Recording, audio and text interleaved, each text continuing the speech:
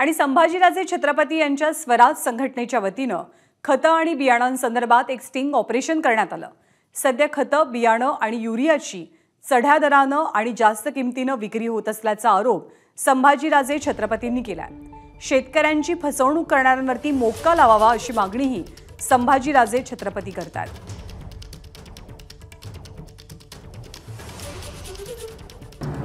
की हे मोठं रॅकेट आहे, त्यामध्ये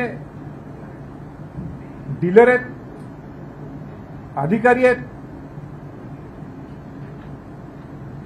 ही सगळी फसवणूक ही शेतकऱ्यांची होते। स्वराज्याच्या माध्यमातून मला सरकारला आवाहन करायचं आहे, तुम्ही जर ह्याच्यावर कारवाई केली नाही, तुम्ही जर ज्या गोष्टी आम्ही तुमच्या समोर मांडलेल्या आहेत त्याच्यावर ऍक्शन जर घेतली नाही तर मग स्वराज ह्याच्यात उतरणार, आणि स्वराज्यात ज्यावेळी उतरणार त्यावेळी फुल ऍक्शनच्या मोडमध्ये आम्ही असू। एबीपी माझा, उघडा डोळे बघा नीट।